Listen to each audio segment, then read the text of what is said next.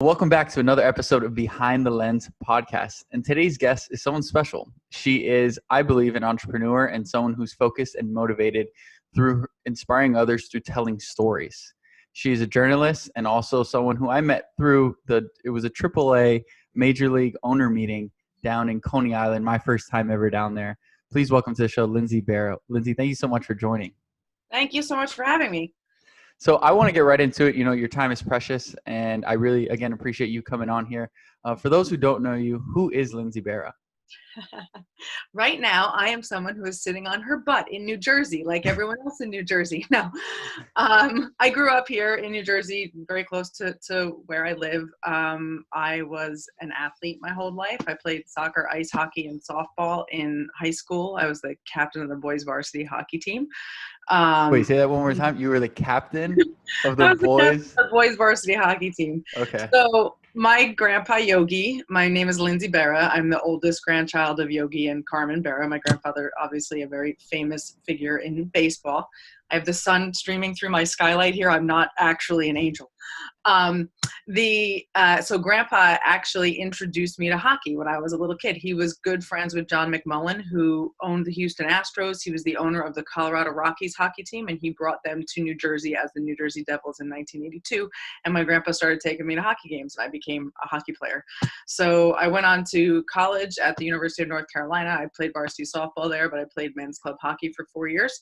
And I also went to journalism school, and I always am very quick to give complete credit for that to my mother. I had no idea what I wanted to do with myself in college, and I had taken AP English for 4 years in high school, and she said, "You're a great writer, you love sports, why don't you go to journalism school and be a sports writer?" And for lack of a better idea, that is what I did. So after college, I worked at ESPN Magazine. I started there at 21 years old and started covering hockey nationally right away. I was one of I think only 3 women covering hockey nationally. It helped that I had played and had some chops. I was there for 13 years, covered mostly hockey, a ton of tennis, a lot of baseball, boxing. I covered 3 Olympics, went to Torino, Beijing, and Vancouver. In 2012, I left ESPN and went to MLB.com and MLB Network. My job there was basically to write stories for the website and then go on the network and talk about them. I was there for 5 years. I was laid off with a whole bunch of other people in January of 2018, and I've just really been freelancing since then. And a lot of my story focus has kind of shifted lately to that whole like health, fitness, wellness realm. And I'm doing a lot of like articles for supplement companies and writing for places like Men's Health and bodybuilding.com. So that's where I am now. That's great. I want to start with, I didn't know this. That is so amazing. You were the captain of the men's hockey team. Yeah. So what was that like? First off, I want to talk about the mental aspect of it. Your mindset of clearly your confidence was through the roof because that's all you knew and that's all you wanted to do, right? And you just said that you were raised doing that. But I would say, where was the level of discomfort towards where you knew if clearly you were a captain, so that meant you were a top dog. So that just meant that you were competing constantly against men. And now I believe in this. It doesn't matter the gender. If you could do it, anyone could do it, right? It doesn't matter. But at the time when you were doing this, I'm sure there weren't other girls who were striving to be on the team with you. It's funny. So as we've mentioned, I'm a little outside your target market. I'm 42. And when I was in high school, there were very few women's hockey programs in the country or the state of New Jersey. So I played most of my hockey with boys growing up. And when I was little, it didn't really make much of a difference because you're all kind of the same size when you're small. When I got to high school, the guys got bigger much more quickly, and I'm not the biggest person in the world. So I think probably in high school, I was no more than like 115 pounds. So I wanted to play hockey, and there was no comparison program for girls. Like there was no baseball team to, be the opposite side of the softball team. So they had to let me play. My athletic director tried very hard to discourage me, but I was good in the sense that where I wasn't like big and strong, I was pretty smart on the ice. So I was always in the right spot. My positioning was great, which made up for, even if the guys were faster or stronger, I usually was in the right spot. So I had a step or two on them, which kept me from getting killed a lot. But I did also get hit really hard a lot, and people were not super nice to me. Sometimes at the beginning, the guys on my own team were not real thrilled about having me there. I remember one time one of the guys carried me out of the locker room and threw my bag out on top of me. My mom left an arena in tears once because the opposing team had painted "Check the Chick" on a bed sheet. And they were like just heckling, but like I had my like little group of guys on the team that really took care of me, and it was okay. And I was good enough that I wasn't the best player on the team, but I was definitely the smartest. And I think the captain thing came from the fact that I could eloquently handle myself and talk to referees. Yeah. But it was good. Yeah, I played 4 years all through college, and then I played. Where'd you attend college? I went to University of North Carolina. I'm a Tar Heel. Me and Michael Jordan, we go way back. No. But were you there? No, I'm just kidding. No, not that. No, I'm kidding. I was there with had Anton Jameson and Vince Carter finished their 4 years, we would have graduated together. So we were all the same year. But after college, I played hockey for like another like 10 years in like club leagues and pickup leagues and that kind of stuff. And then I just started traveling so much. For ESPN, I traveled 250 days a year for 12 years. And you get to a point where like your workout, if you only have an hour a day, it has to be like super efficient. So like I'm driving in the rain, it takes me 20 minutes to get dressed. You go out on the ice, you take like 20 shifts that are 30 seconds each, and then it takes you 20 minutes to take all the stuff off and another hour too much. Yeah. No, too much time. And that was when I found like CrossFit, and I was like, I can kill myself in 11 minutes? Perfect. Great. That's great. I would love to talk about, you just said you would fly 250 days out of the year when you were with ESPN. Not fly, but I was on the road. On the road 250 days. So that meant two things. One, you had a certain regimen. You referred to the 1 hour that you had to figure out when you got it in. Are you someone that would wake up early and work out, or more so wait till the evening? So I've always been a morning exerciser. I started at ESPN the very end of 1999, and I had a desk in the office until 2004. When I was commuting into the city, I would get up at 5:30 in the morning, go to the gym, work out, then take the train into the city to be at the office by like 9:30 or something. In 2004, when I'd been traveling that many days for a couple of years, they sort of realized that it wasn't beneficial for them to give desks to people who were never there. So a lot of the writers that were on the road a lot, they took our desk away. So this quarantine has really not been anything new for me, because I've been working from home and making my own schedule really since 2004, where I would sometimes go in the office if I was around for a while and like wanted to see everybody, but mostly I was at home when I was not on the road. And then my workout thing came like more to, because you don't want to get up at 5:30 if you don't have to. I would get up at 7 or 7:30 and work out. Always first thing in the morning though, get it over with, and then sit at the desk and do the work for the rest of the day. What would you say was your greatest lesson transitioning from 12 years as corporate America to finding your own space or your own time? As you said, since 2004, you've been doing a freelance, you're doing your own thing. What would you say is the biggest lesson you learned throughout this difference of that and this? I was still working at ESPN then. I just didn't have a desk in the office. I didn't go freelance just till like 2 years ago. But the thing about working from home, for me, if you don't create your own rubric and routine and stick to it, I would never get anything done. I'm very like adult ADD. So if I don't get up in the morning and get some energy out, I can't sit at my desk and write a 3,000 word magazine story. It doesn't happen. So I would do my workout in the morning and make sure I was like sufficiently crushed so I wouldn't be sitting at the desk with like restless leg syndrome for the rest of the day. Go home, eat breakfast, take a shower. My day might start at 10:30 instead of 9, but I also did a lot of work.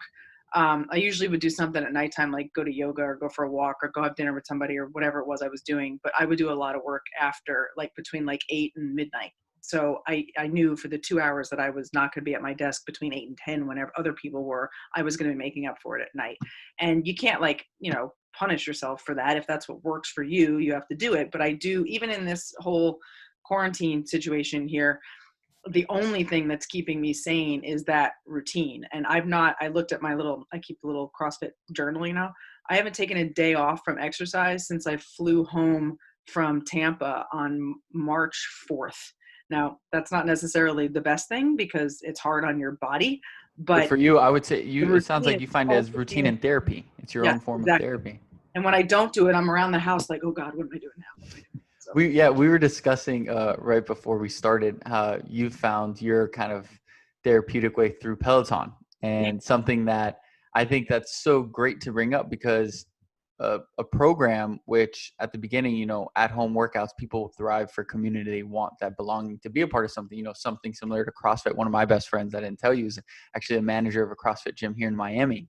And it's having that transition. And you've been lucky enough, as you referred to, having that Peloton to spend time to do that and focus on doing that. And then you're able to do everything else throughout your day.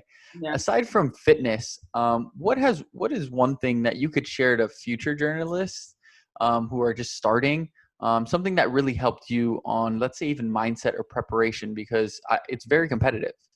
Yeah. And you were just sharing with me, you know, we'll touch on it later, how you just had an article, you know, you work with Men's Health and these big publications. What would you advise a young journalist that is starting out, if we were going back, let's say, for you 10 years ago? So I think for young people starting out right now, the landscape is incredibly different than it was when I was starting out, which was, God, 20 years ago now, which is terrifying. But so when I first came out of college, social media was not a thing, right? The internet was a baby at that time. So you could say, I want to be a writer, and that was enough. Nowadays, like, being a writer, I still think, is the most valuable skill across all platforms, because there are a lot of people, even like attorneys and politicians, who can't spell, and that's atrocious. And it really is not good for their credibility when you see them not able to use an apostrophe. So being able to write, I think, is first and foremost tremendous. But what you need to do in this day and age is take that whole storytelling component and learn how to apply it to all of these platforms that we have available to us nowadays. So if you're a writer who can also express yourself digitally on video for the internet, on video for television, if you're good at taking this big long thing you wrote for the internet and cutting it down to the length of a tweet, but still getting the same message across. Instagram, you can use a picture to help you do that, whatever. You have to be able to take these data, information, message, whatever it is, and adapt it to all of those platforms. And being able to write, when you have to cut the big thing down to the little thing for Twitter, is super helpful. When you have to write a script for what you're going to say on TV, the writing, it all comes back to the writing for me. You just have to make sure that you are more multi-skilled than ever. So that's what I think is important. Yeah, pivoting towards not just, I think what you said is so great, is not just being a writer and understanding that you have to be multifaceted across different platforms. What do you do when you're in a creative rut? Me personally, I found my, when it comes to video editing, because documenting is one thing and capturing the moment, but I believe the true magic is made in post-production. So for myself, when I'm looking or I have a creative rut, I love to go on YouTube, and there's certain creatives I love to, watch, and then they trigger me. You being a writer, when you experience that creative rut, what do you do to come out of it? Do you meditate? Do you read books? Where do you find that creative drive? I definitely read a lot of books, and I like, crime podcasts for like a break, or you watch Game of Thrones or whatever. But for me, what ends up happening is, normally, this is another thing I would say for young reporters and writers, you can never have too much reporting, right? So you want to go out and ask all those questions. I had an editor at ESPN who used to say, if you don't leave good stuff on the table, you haven't done your reporting. Like, if you can't find a way to cram in that amazing story, there always has to be an amazing story that gets left out, or you haven't done your homework. So a lot of times when I come back with all of this info, I just don't know what to do with it. Like, the story arc gets lost. So what I tend to do is call someone. My best friend Alyssa Ronick still works for ESPN Magazine. She is a great writer. So a lot of times if I can't get her on the phone, I'll just go downstairs and tell my boyfriend or something, someone who doesn't know anything about the story I'm working on, and just articulate the story to them, right? Because when you tell someone verbally, hey, I'm working on this thing, and it's about this, crazy windsurfer who got attacked by an alligator, and then this happened and this happened, you naturally condense the story into its most important bullet points.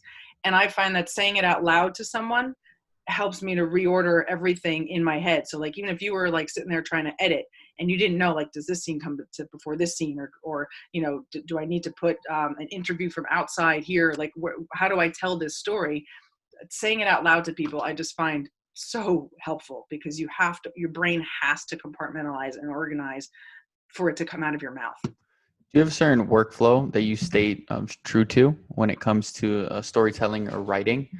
So for me, like, the idea of, sticky notes or journaling, or is it kind of how what you said, is that the main thing that you do is just speaking to someone else and then that kind of gives you that push when writing a story? Because I feel like storytelling is today is so important. That's what keeps people captivated and engaged. So how do you continuously do that over and over again? What is your, Lindey Berra's workflow when it comes to writing stories? Unfortunately for me, and it's one of the most tedious things that you can do, I think that transcribing my own tapes is a big part of my process. When I record an interview and then go back and make sure I didn't make mistakes with the transcript, or transcribe it myself as opposed to using a service, I always find that I get things out of the interview the second time that I didn't get while I was doing the interview. So I find that incredibly helpful. But I definitely am like an outliner. I kind of write it down on paper, what I think needs to be in there. But I am also a little bit flip-flop to a lot of writers that I know. I cannot start writing a story if I don't have the lead. Most people will write the body if they can go on and then can go back when they get this great idea for a lead. I can't start anything if I don't have a good idea for the setup. It's really bad. And I'm a road cyclist, and a lot of times, like, I would be out on my road bike and have this like great idea, and I would be like, oh my God, and I have to pull over to the side of the road, take out my phone and like record the idea into the phone so I didn't like forget about it. And then write it real quick when I got home. I've like jumped out of the shower. You always have good ideas in the shower. Jump out of the shower, write that thing down for the lead, and then I can start. But I think that for me, helping transcribe tapes, like, that helps me order my thoughts. And then I definitely do the, almost like the to-do list for the story. Like, got to tell this story, got to tell this story, got to connect this back to this. And then you just kind of think about that arc and how everything has to connect to that common message that you're trying to get across. I love that. I use something so similar. It sounds like you do a lot of like voice notes, especially if you're in the middle of activity. I love to do a practice that I call mind dumping. So essentially, like people think that, creations that they happen at certain moments. For me, it's similar. Like I find my epiphany moments like in the middle of working out, when I'm in the shower. So then I'll when I'm done, I'll run to my journal and just write stuff down. So then nothing ever makes sense. If you ever look at my journal, just the order of things, it's just like never, but the idea is that I put it down so I can either refer back to it and then further my thought on that. And I love that because that just sounds like you're pushing your creative touch. You're just not letting it go. A lot of people do that. Well, they'll think of it and then they'll be like, oh, who cares? I can't remember. You've thought of something else. I have a notebook next to the side of my bed too, because like sometimes you wake up in the middle of the night with an idea. But it's funny, like if you look at it the next morning, you're like, whose handwriting is that? And what does that say? Like, I know it was a good idea at the time, but I have no idea what that says. Yeah, I actually experienced those through like my college notes in classes. I was like, what was I writing? What was that? But I want to touch on something so exciting. Your latest piece, right? You were just featured in what publication and what was the topic? The recovery story, that one? Yep.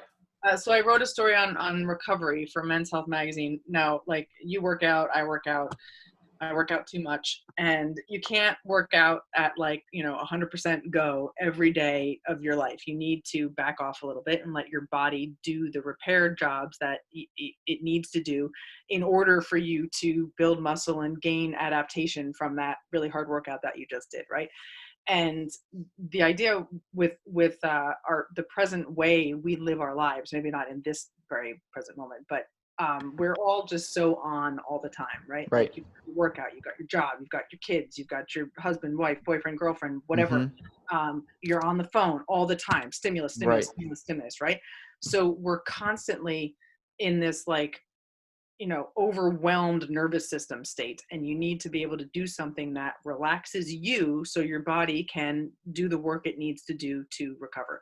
So the men's health story is about a lot of these really newfangled recovery methods that we have, like infrared sauna and infrared light and cryotherapy and massage guns and all that stuff, but also about how when you come back to it, and these are all things we can all do at home, there are these old school things that you can do, like take an Epsom salt bath, or actually sleep and eat properly, because a dehydrated muscle is never going to recover. But that's basically what this whole men's health story is about. And it's in the issue that has Liam Hemsworth on the cover. And then it's also online on their website. That's so cool. What would you say when writing all of that?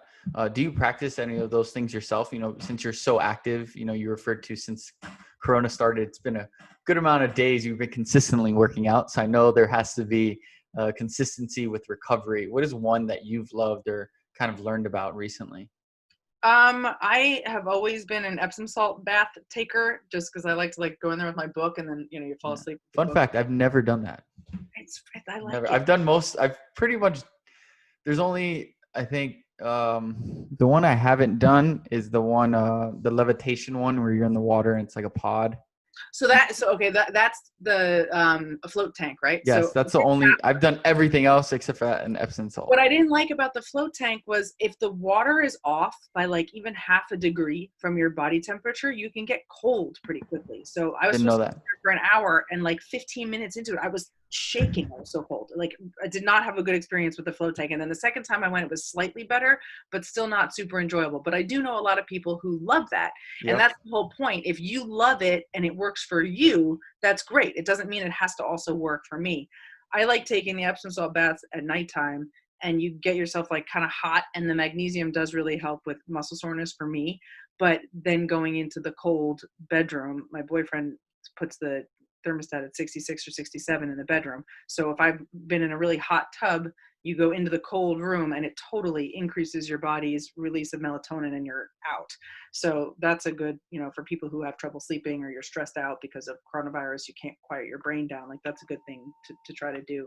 I do meditate. I have the Headspace app and I try to do that. They also have these great sleep casts that I like to listen to as I'm falling asleep. I'm a big yoga foam roller type person. I also got a Hypervolt for my birthday. Nice. Fantastic. So yeah, I try all that stuff. And again, I'm 42 now. So as you get older, you got to go for any trick in the book, right? Yeah. Yeah. And I think that's so important is that you're so consistent with it. It's not, it's not the game of, I believe it's longevity. It's what we do today that proves how we're going to feel 10, 20, 30 years from now. If you consistently do that over and over again. The other thing I'll say to people, I wrote a story also in Men's Health about how icing is bad for you. There is literally no science that says icing injuries is good for you. The doctor who created the RICE protocol, rest, ice, compression, elevation, has since come out and said that he was wrong about rest and ice. And I've been interesting. You can read that one's called The Cold Hard Truth, and that's in Men's Health too. You should read that. But so I've been working out every morning, and a lot of my workouts are heavy CrossFit weights, things that should make you really sore. And if I do really heavy front squats one day, and then the next day go to get on the Peloton, you would think that I'd be super fatigued, right? The other thing that I've been doing at nighttime is going for a 3 or 4 mile walk every night, which is super low impact, but you're moving your muscles, stimulating your lymphatic system to clean out the crap that's in your damaged muscles from your workouts. And I swear that's the one thing that has kept me able to do the hard workouts every morning. It's doing the additional really low effort workout at nighttime to flush everything out. And that's part of what that icing story is about, that motion is lotion, and you need movement to evacuate all the waste of that happens when you damage tissue out of your muscles and get rid of all that inflammation. Ice doesn't decrease swelling, it just kind of halts the process for a minute. What decreases the swelling is moving the inflammation out through motion, and I feel like my walks have proved that to me over and over again. Two-part question. One, the first one, how long have you been doing this low impact, as you said, in the evening, 3 to 4 miles? I know due to the situation, I'm sure it's more often, but is this something you do consistently in your workout? This really, I do yoga a couple nights a week in my real life, but the walking has just been since quarantine. But also in real life, I tend to take a day off or two a week. I have not been taking the days off. And I think that the extra low impact activity has made the working out with this much frequency sustainable. When we go back to normal life, I'm probably not gonna have time to be doing all of this, but it definitely kind of proved it for me about how everything works biomechanically. I want to touch on, I think that's so interesting, the cold, because I'm a big believer in the cold. I actually, aside from, recently it was about mid-February, one of my clients holds this fitness retreat he does every quarter. The third one was in Los Angeles, and we attended a place called Remedy Place, and they had I was fortunate enough after the people who attended to jump into an ice bath. Mm-hmm. And so I did that for 3 minutes, and I felt so good and felt great. And they spoke about all the positive things about it. I'm curious to know about why do they say the cold is not good for you? Or this gentleman who you referred to that came up with the rice saying rest in ice isn't good, because I've been told the opposite. There's a couple things, right?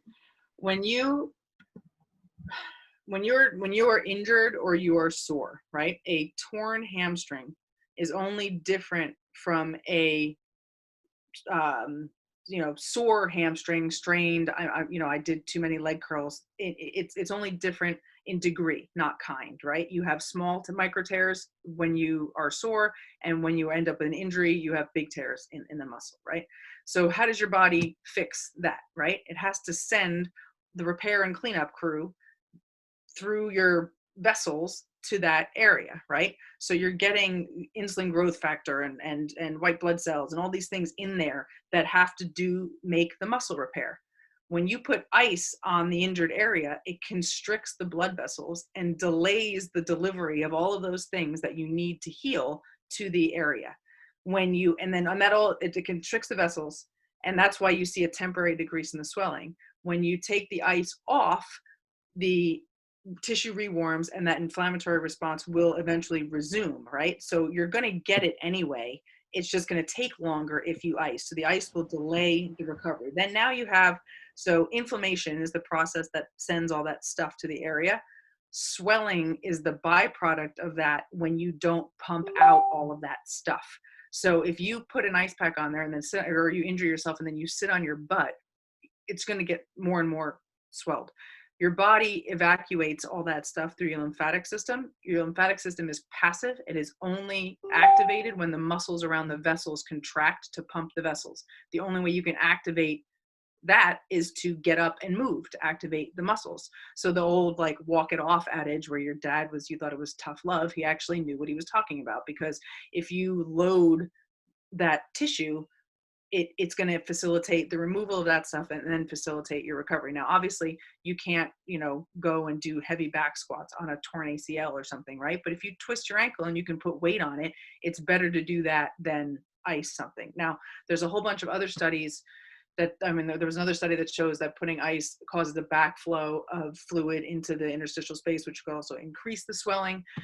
There's a few studies done down in Australia that show that ice baths actually stunt adaptation from rigorous workouts. So you think you're basically negating the adaptation that you're giving yourself from the intense workout. Now, but there's always a big but, right? There's Wim Hof, Wim Hof, right? Of course. So if you're going to jump yourself into frigid ice water, which is, and we're talking cold, like way cold, not the temperature of an ice pack that you would put on your leg, which is completely pointless. That is a different response. That activates the whole fight or flight thing, and boost your immune system, that kind of stuff in that way. That's very different than just putting ice on an injury. They're two different things. So I do think that there's some benefit to that, complete cold water immersion if it's actually cold, not moderately cold or lukewarm because you couldn't take the cold. It has to be cold, and then it's different.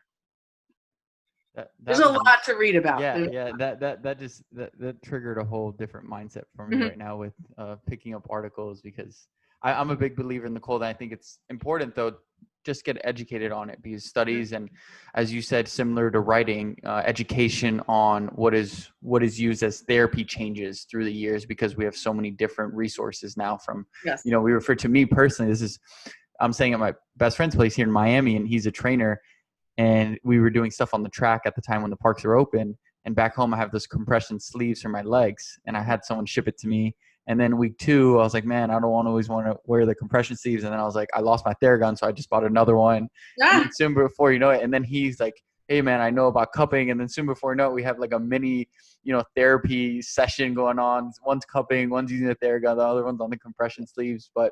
And then there was another night we did an ice bath too. So I love the cupping. Do you like the cupping? I love the cupping. Yeah. I actually, it's funny. It was I learned about the growth of it due to Michael Phelps. If I I'm not mistaken, was '08 when he had the marks on his back and everyone was asking what that was. And then the education on it and the awareness of it increased so much because people saw him doing it. Obviously, in the Eastern cultures, acupuncture has been huge for hundreds, centuries, right? And acupuncture is where the cupping came from. And I tend to think like, those cultures have been around a lot longer than us dopes, and they probably know what they're talking about. Right. There is I don't know, a phrase or whatever you would call it in that whole acupuncture and Eastern medicine community. Ice is for dead things. So you'll never go to an acupuncturist and have them give you ice ever. And I tend to, a lot of that, like natural medicine and whatnot, I definitely really buy into it, and I'm always willing to try anything that anyone educated in that area tells me, because I just feel like they've been doing it a lot longer and they have to have something. Right. So. Yeah, that's very true. I think, and it's also being open-minded about it, right? Like knowing, as you said, this has been around for centuries. This is not something we just learned about it, or it's seen as cool in today's world, but it's been around and people have been doing it.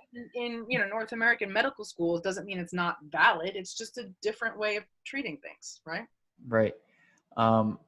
Aside from, your journalism background and everything you've been able to do, what are other things that you enjoy yourself, that the love of the game of sports, or anything outside of the realm of what we know you as, or what people know you as? What are some other interests that have triggered you to further, aside from fitness or even writing? I'm a big, so my mother's father, my grandpa Dominic, was an Army captain in World War II, and he came home with 2 Purple Hearts. Actually, he was shot in the chest, and then he got better and went back out, and then he stepped on a landmine in the Vosges Mountains in France and lost half of his leg.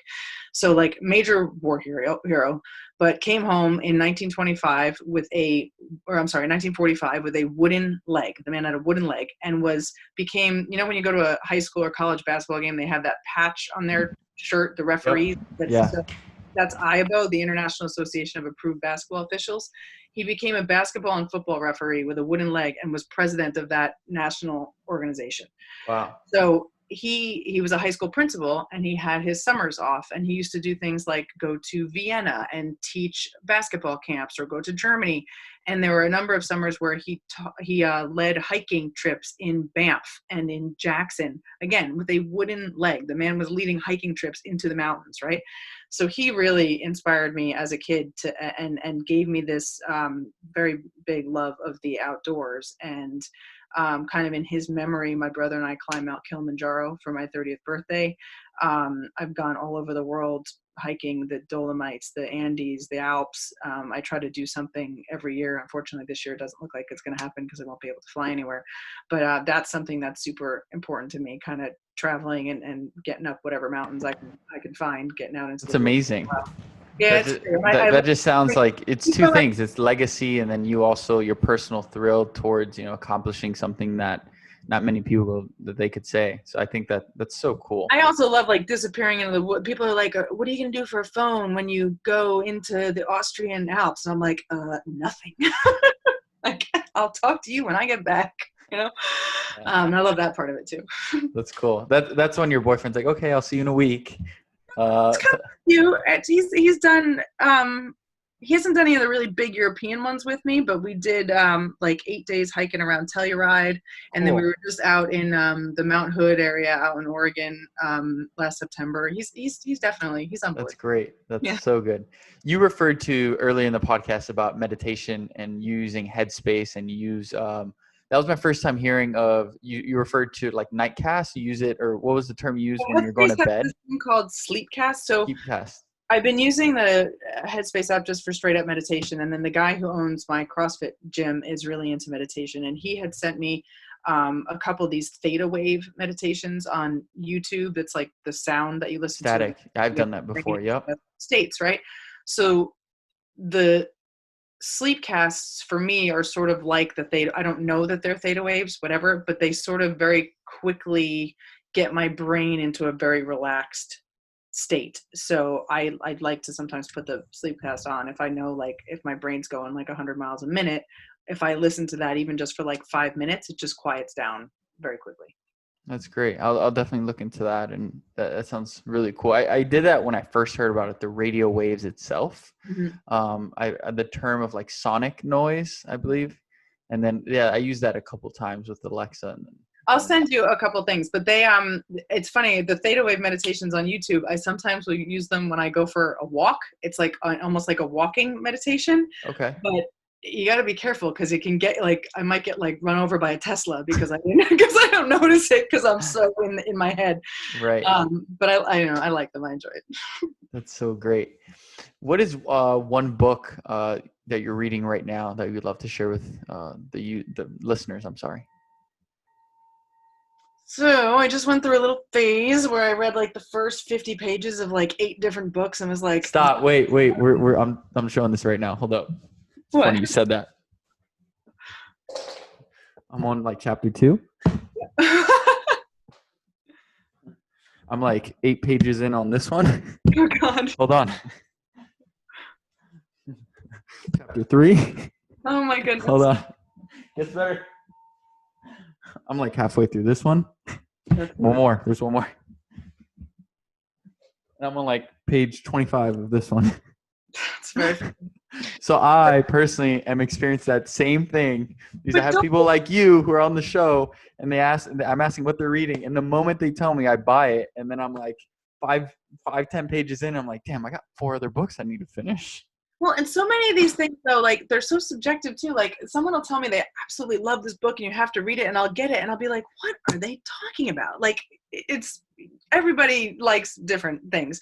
Yeah. And I used to feel really obligated to finish the book once I opened it and once I started it. And as the older I get, the more I'm like, life is too short. I am not reading this crappy book. So I just put it down, right? It's not happening. One of my friends, so that's funny you referred to like the subject of what appears to you, what do you like? She has her own collection of a library, and the other day I was in the middle of her apartment doing a photography shoot, and she picked up the book, and she's like, oh, I read the 10 pages of this book like 3 years ago, and I just opened up to page 20, and I found this one page so fascinating, and I'm not going to touch it for another 6 months. I'm like, okay.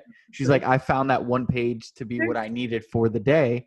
She's like, I don't need to finish it. Like, I thought like that's what I needed, that page itself to, it was a profound like poem. So it's not just like a random page, but cool. I think that it's in context to what you're saying. I believe that's so true. It's like, you don't have to finish the whole book. It's finding that 1 or 2 things that you could take and then apply it.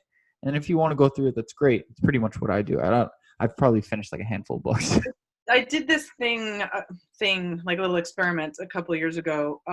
My boyfriend has been many things, but he's acted a little bit on the sides. And his old acting coach is Ann Dowd, the woman who plays Aunt Lydia on, Handmaid's Tale. Okay. And she was in The Leftovers. Anyway, really accomplished actress. So we knew we wanted to watch Handmaid's Tale when the series came out. Now, I read the book Handmaid's Tale when I was 14 years old as a sophomore in high school. And I knew the premise of the story. I didn't really remember the book other than the fact that I thought it was completely bananas when I read it when I was 14, right?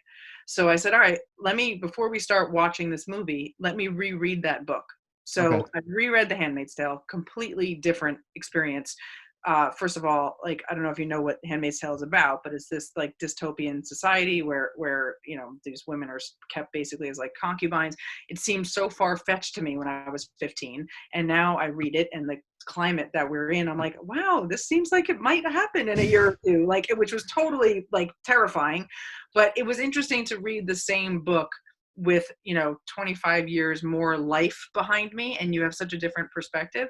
So I actually have been doing that a little bit. I've read The Count of Monte Cristo like 15 times.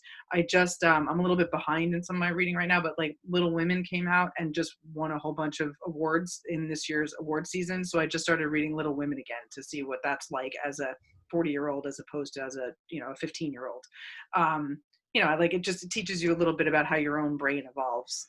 Do you have your own space where it's like consistent, where you're like, all right, I need to sit in this corner at this time of the day, I like to read? Or is it more so just now? I understand that the timing is obviously off with everyone being at home during COVID-19, but more so, I had recently read a study about, they said to have a space where is your sanctuary. So they spoke about it in the same podcast about not doing work on your bed, because your bed is a place where you should always rest, and your mind and your brain is attached to that. So the moment you bring work into that sacred space, your mind's going to be stimulating about work. So do you have your own, it kind of, your office right now, I feel like that, like that lamp that's back there in that corner. I moved in with my boyfriend 2 years ago, and you know, when you move into someone else's house, you know, you want to make a space for yourself, right? And there's this little room off the master bedroom with this pointed roof, and it has these 2 skylights in it. And my desk, there's a round window right in front of me that looks out over the street, and it's awesome. But you can see back there, that's my little, my little chair and my lamp with my bookshelves. That's my little meditation reading nook right there. I love it. It's got all my little, you know, baseball photos and stuff on the wall, and the wall in front of me has a bunch on there too. But yeah, this is like my little spot. Nobody can get me up here. That's great. I love that. Lindsay, you've been absolutely amazing learning about. I'm excited. I didn't even know. That's such a cool fun fact. You were a hockey team captain. Yeah. And the mountains, that's for me the most impressive thing. So my younger brother is actually a massive outdoor guy. That's all he does. So we have a family house in Taos, New Mexico. That's amazing. So when I went to go visit him, there's a vlog I made. I didn't show like the part because at that point I put the camera down. We had reached the top of the mountain, and his girlfriend is just as adventurous as him. And she looks up more and she's like, "Hey, let's go up there." And it's like the trail was done. And I was like, "How are we going to go up there?" And she's like, "Just follow me." And we're like jumping from rock to rock, like every step I could die, literally. And they're like, just come, don't worry. And we kept going. We went up an extra 4,000 feet of elevation when it was already like 6. Yep. And I think it's those moments or those stories, like how you refer to the traveling with your boyfriend, or those, you know, I believe sounds like legacy from the respect that you have for who was he, your grandfather? My mom's dad, yeah. And so I think that's so important and cool. And then ultimately your journalism career that's like ever evolving. And I think the greatest thing that you said during this podcast was the fact that you can't just be a writer. You have to be able to be multifaceted in the world that's evolving today through social media outlets. One thing I also just would say for everybody, like, you know, I was a sports writer for the longest time. And at ESPN, I was very lucky. I was at the magazine in a time, this light is crazy, huh? When ads at it looks like a massive halo over your head. It looks good. Don't worry about it. It looks good. When I was at ESPN Magazine in the 2000s, ad sales were through the roof, and we had budgets to be able to do stuff like this. So I would go to like Serbia and do a story on Ana Ivanovic, or to Belgium to see Kim Kleisters, or Switzerland for Roger Federer. I was very lucky to be able to do all this international travel with ESPN. And you know, sports was such a big part of my life and my career at that point. But it also teaches you, like, when you write for a magazine that is on the shelves, it comes out every 2 weeks. So it has to be out, you know, you close 2 weeks ahead of time. It comes out. People may not see it for 2 weeks. Somebody might pick it up at the dentist office like 6 months later. So whatever story you write has to still be compelling 6 months down the line, right? So you're not just writing sports stories, because no one cares that the Yankees won 6-4 6 months later. These are human stories about how people got from point A to point B, what they're doing that's special, whatever. And it doesn't matter if that's an athlete, or like I just wrote a story on a beekeeper, or a guy who opened a new restaurant. Everybody out there has their story that is different from your story and is going to be somehow inspirational to another person. You just have to figure out how to tell the story. And that can be done like with anyone. I love that. And that's the greatest thing about storytelling, that it's with anything or anyone, but it's the words, or kind of the, as you said, point A to point B of telling, ever evolving. And the phrase, even better, saying it's not about today, but 6 months later, will it matter? It's a story itself that never changes. And I've actually had those moments, not with writing, but more so my video content, right? That at that moment when it came out, not that many people saw it. And then out of nowhere, like 4 months passed down, and then someone saw it and then started getting shared more through people. And it's evergreen, right? And I think that's so true with writing, that it's never going to go away. I think now more than ever, storytelling is so important. I think people's attention spans are smaller, but that's okay. I think it's like, that's how we figure it out, right? Yeah. I'm a big believer in storyteller. Yeah. I use this social media platform called TikTok, and I do that a lot. Through that platform with text, I'll tell small stories and kind of get people captivated with that. And what's the best place for people to find you What social platform, what I'm really email, bad at website? social media. Just you can. I have a website, lindsayberra.com. You can follow Perfect. me on Twitter at Lindsay Berra. One thing I also didn't plug, I'm on the board at my grandfather's museum, the Yogi Berra Museum and Learning Center. It's on the campus of Montclair State University here. You can check out that website. We do all kinds of amazing education programs for kids based on my grandfather's values, and I'm at the museum all the time, so easy to find there. And like, as I'm doing a lot of writing for Men's Health and for, supplement companies, I post everything on my Twitter and on my LinkedIn. So. Perfect. Thank you so much. You've been amazing. Thank you so much. I'm going to send you an email with a lot of stuff in it. Okay, great. Yeah, I'll make sure to add all those links and everything in the description below. Thank you so much for listening. Lindsay Berra, everyone.